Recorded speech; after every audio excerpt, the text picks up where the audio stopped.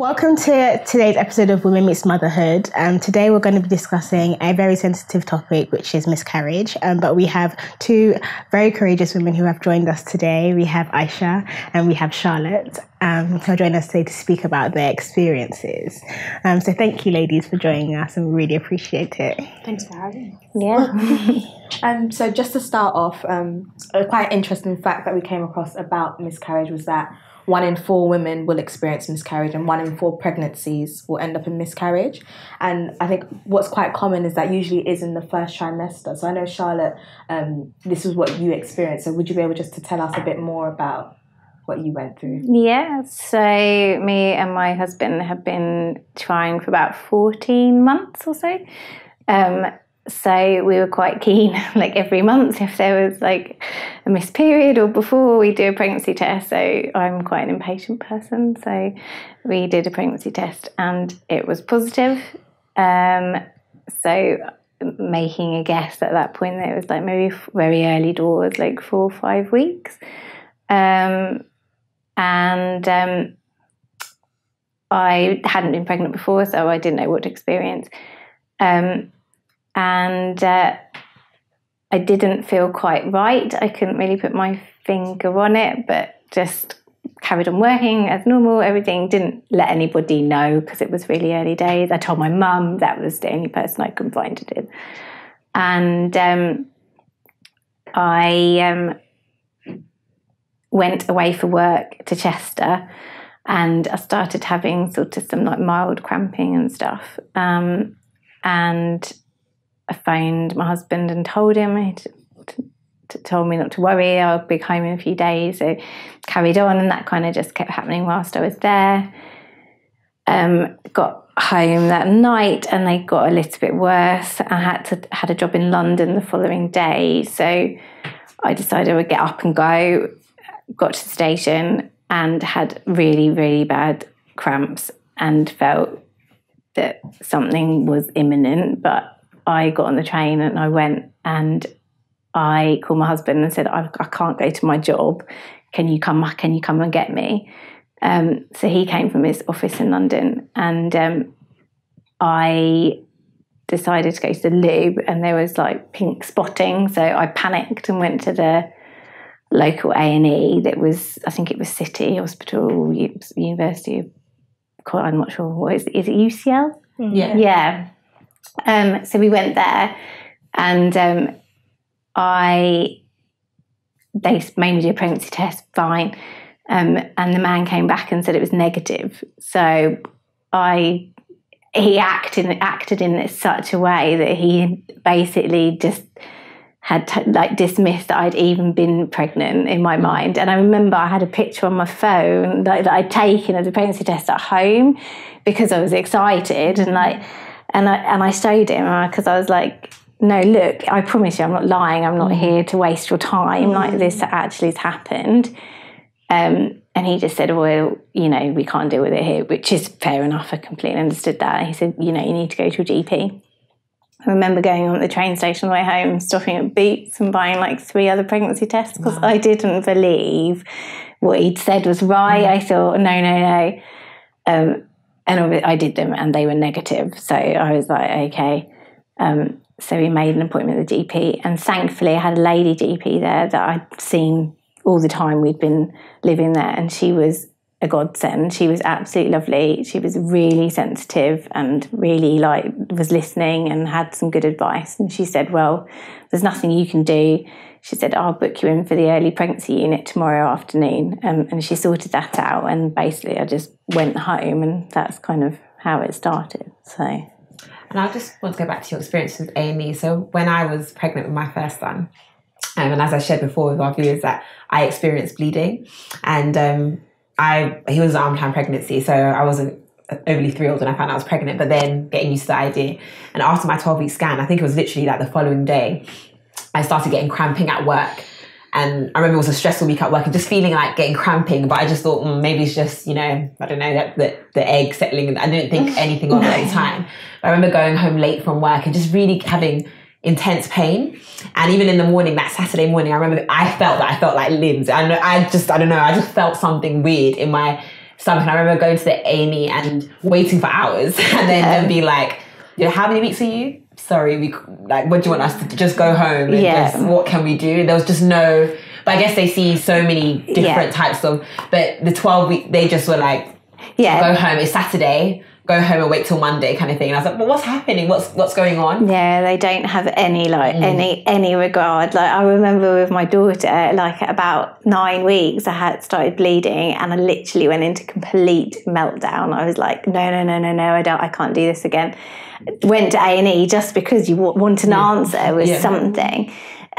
On that occasion, thankfully, I've got a lady who could clearly like sense like the distress that I was going through, and she got a really basic scanner that time to see if she could see anything. And then she just said, oh no, look, there's a sac and there's the thing. And then I was like, and look, there's a tiny little flicky heartbeat. And I was like, oh my God, thank goodness for that, because but the experience is it's kind of shrugged off a lot in A&E, and I get it. There's nothing they can do like when it's below 12 weeks, but they could at least try and deal with it a bit more sensitively. Yeah, definitely. Yeah, I wouldn't say the experiences, other than that lovely lady who was gynecologist who came in, obviously could sense I was going to like completely melt down if I had to wait until like Monday. Without her, the other people, I were just like, well, what can we do? We can't do anything. You'll have to wait, like same as your experience. So, but I guess they've got bigger things to deal with. It just emotionally, they should try and sort of calm you down a bit or something. So, And as Michelle said, most people feel that, or most people would say, "Oh, and you don't tell people before 12 weeks because that's your like danger zone, and keep it to yourself." And obviously when anyone else finds out they're pregnant, so you tell your husband, you tell your partner, you tell your parents probably, and those are the people, just keep it within that tight circle because you don't want to let it out too early, because you don't, in case something happens. And so I know a lot of people would go through those first 12 weeks just quite hesitant, or just quite any small thing becomes like, oh gosh, what's going on? Your brain goes into hyper overdrive about any tiny little thing, especially in your case, like even your second pregnancy, looking at second pregnancy and thinking this could be it again, and just feeling like, this is too much for me, you can't deal with that again. But then looking forward, just to bring you into the conversation, Aisha, you had a miscarriage later in your pregnancy. So do you want to give us information? I had a miscarriage at 16 weeks, so I had gone over the scary period of the first trimester, but even within my first trimester I had the flu, so they suspected that I may have an ectopic pregnancy, so I had an emergency scan at 10 weeks that showed that everything was fine. So I was like, oh, thank goodness. Progressed, got to the end of the first trimester, and then we told my, sort of in-laws and not everybody, but close friends. And then 4 weeks later, we were having some friends over, and it was like a lovely day, had food, drink, and then it got to like 8 p.m. and I just started having the most intense pain in my sort of abdominal region. And given that I'd had a child before, I knew what contractions felt like, but I didn't want to accept that they were contractions. I was like, 16 weeks, why would I be having contractions? Everything's fine. So I sort of ignored them, continued, as you do. And then it got to 9:30, and our guests were just leaving. And my husband walked out of the door to see them off. And literally as soon as he came back in, I just said, I don't feel okay, something's happening.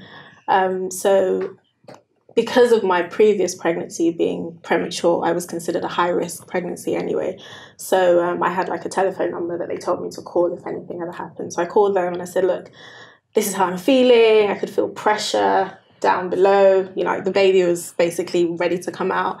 And we got in the car. My husband is driving 1,000,000 miles an hour down to the hospital. And I called the hospital and they say, how are you feeling? What are your symptoms? So I'm describing it. And she says, is there any bleeding? And I said, no. And then she said, okay, well, if you still want to come in, that's fine. But if you haven't seen any bleeding, it might not be an issue. As soon as I hung up, I just felt blood just start coming out. And my husband was still driving like a madman. So I didn't tell him while he was driving that I was experiencing that. as soon as we got to the hospital, he parked and I said, babe, there's blood. And then we went upstairs and got into the delivery suite, and they just said, yeah, you're 5 centimeters dilated. The baby's coming. We have to get you to, a room. And it felt like I was having a baby, but obviously because it was 16 weeks, it's not at the age of viability, so there's nothing they can do. And yeah, she came out, it was a girl, she came out fully formed, everything was perfect, but she was just far too small to survive. And yeah, that's basically that experience. So it was literally like going into labour, contractions, getting more intense, the same pain that you would experience if it was a full-term baby. It was just, unfortunately, she couldn't, survive. Wow. And one thing we had spoken about, Aisha, was that even after that period, the hospital offered you a bereavement nurse or midwife. I'm not sure if that's something that you were offered. I was just thinking, at what stage do they see that something that's necessary? Because everyone is grieving at 7 weeks or at 16 weeks. But when do you know, or do you know why they offered that to you at 16? So I think because of how the gestation of the baby, was quite developed and everything, it's I think that obviously triggered them to put me in that ward. But I think the hospital I went to specifically might be the way they do things, because in the room they had like a book where parents who had experienced miscarriage had written in there. And there were some people that were 11 weeks, some people were 14 weeks, some people were like 32 weeks. So there was like a wide range of people that had experienced that. So I don't know if that's unique to that specific hospital. But I got given a bereavement midwife because my baby needed to be buried. So we had to organise a funeral. And we also asked for a post-mortem because as far as I was concerned, everything was fine. I was okay. I'd had a scan the day before. I miscarried and the baby was fine. So I needed answers. Yeah. So we said, we want a post-mortem. So because we were going to have a post-mortem, the baby had to be kept in a mortuary. Wow. It was the 23rd of December, so it was Christmas period, so nothing was really going to happen until the new year. She had to stay in the mortuary, we had to go home. So there was just that person that we could call to sort of find out what's going on, when's the post-mortem going to happen, so that we can then organise funeral arrangements and things like that. So they did that because I think that's the policy. And I assume that it's probably the same for every hospital if you have to do a funeral, because obviously it's a bereavement and there's like a process. But yeah, that was really, really helpful, just having that person. I used to call her like 7 times a day. So like, hey, her name, hey Ruth, just want to find out, has my baby gone to Great Ormond Street yet? And it was, she was very patient, very understanding. Really and yeah, when I couldn't talk, she would text me instead and say, I know you can't talk, but just to let you know, this is what's happened. So that was really, really, really nice to have that. And I'm really glad to hear that, because obviously we hear a lot of stories of A&E distress and they're just very dismissive, and it's just sometimes so nice to hear that the NHS do things which can be so supportive to women, especially in that season, because it's probably a very devastating season at whatever stage, but you just want to know that at least they actually care. Because to them, you're just another woman who's miscarrying, but for you it's it's a baby. I also had a question. We had a statistic that 1 in 4 pregnancies or women have miscarriage. So amongst your network of women, 1 in 4 of them probably have miscarried, and you probably don't even know. And I just wonder, because it's so common, how much did you know about miscarriage before it happened to you? And did you know anything? What did you know about anything about miscarriage other than what miscarriage is? Yeah, I mean, for me at least, I associated miscarriage with first trimester. It's not until I had my miscarriage that I knew that there was something called a late miscarriage, which is what mine was considered. And then after 24 weeks, it's called a stillbirth, because that's, past 24 weeks, they're viable. So they're now considered, a living thing, and therefore they're stillbirth. So I knew what miscarriage was, but it was always, it's a first trimester thing. So it doesn't, I think you get into this comfort zone of thinking, it doesn't happen after the first trimester. Yeah. After that, you're fine. Yeah. You know, you've made it through. Yeah. Woohoo, you can have a party and everything is going to be fine. So the late miscarriage, I knew nothing about. And it was a whole learning process about why it happens, the risks involved that trigger a late miscarriage, what you can do to prevent a late miscarriage. And, you know, even things like you're more susceptible to further miscarriages if you've had a late miscarriage and things like that. So, yeah, no one I'd known had a late miscarriage, but it was you know, first-hand experience has taught me that more people need to be aware that these things can happen. And you're basically not safe for the whole the 9 months, basically, which is scary to think about. And what about you, Charlotte? I had 2 friends. One of them had 2 miscarriages before she's got 2 sons now, but she had an early one and then she had one at about 13 weeks. But she never, or I never asked, and she never said the physical aspects of what she'd experienced. So I didn't probe. I knew it. And then I had another friend who experienced a late miscarriage at 19 or 20 weeks, and she had told me what you had experienced, very similar sort of thing.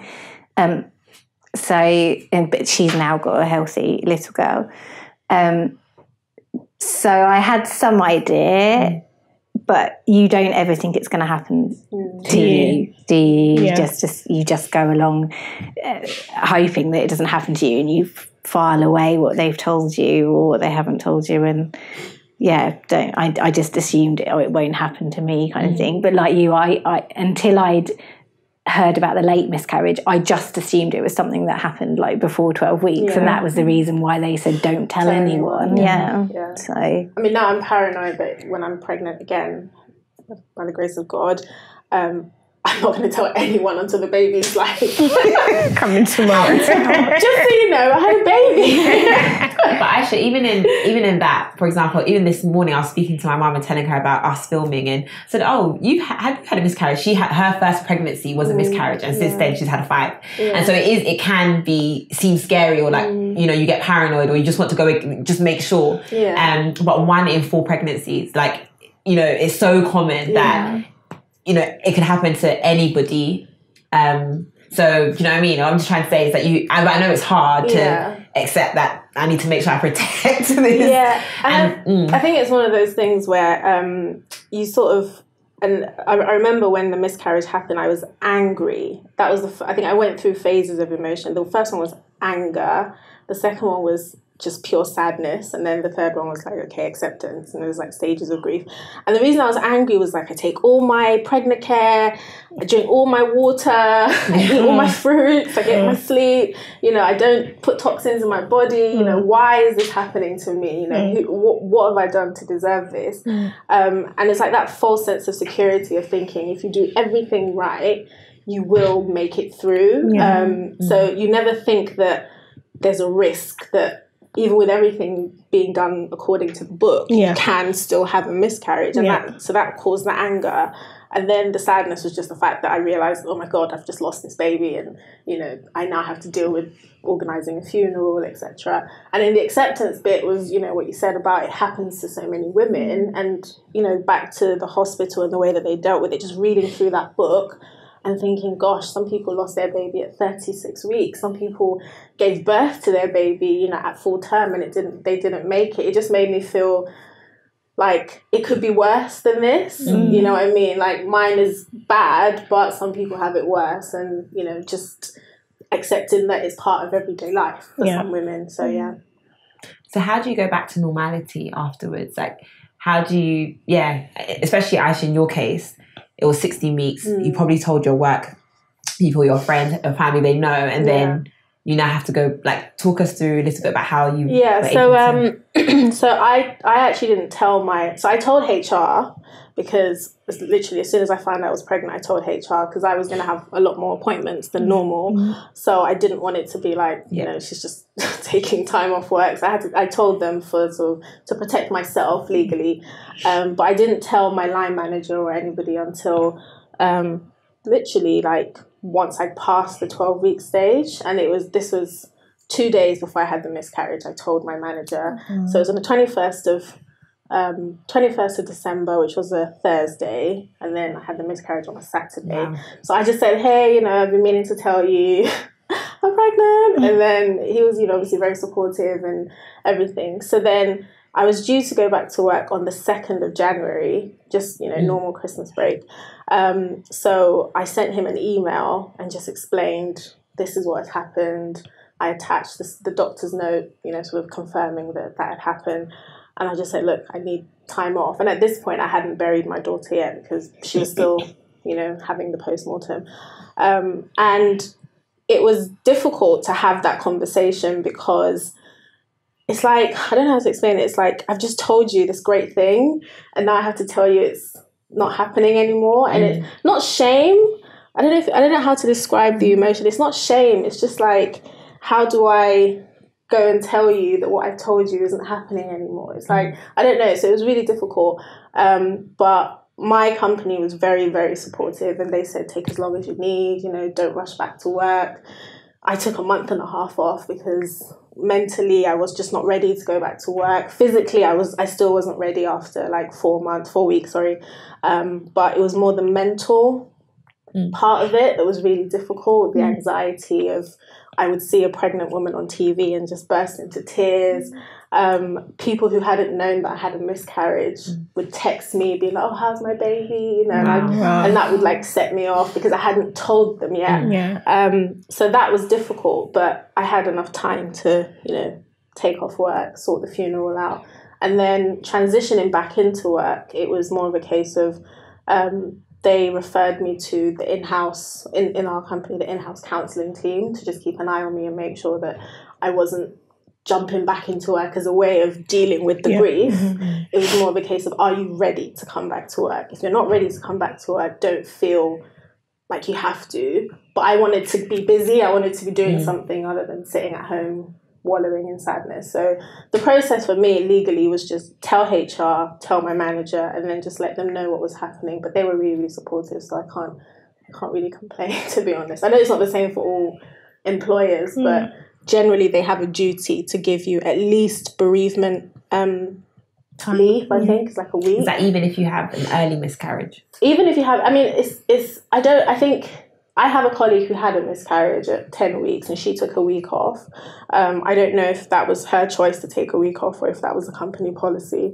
But it's a physically draining experience. So for them to expect you to be back to work the next day, I think is a bit unrealistic. So she took a week off. She came back, but she came back like 3 days a week initially, and then she was back full time. So it was like a transition. And that was at 10 weeks. So if you're thinking 16 weeks, 24 weeks, you know, further along, I think a sensible employer should ask you, how long do you need?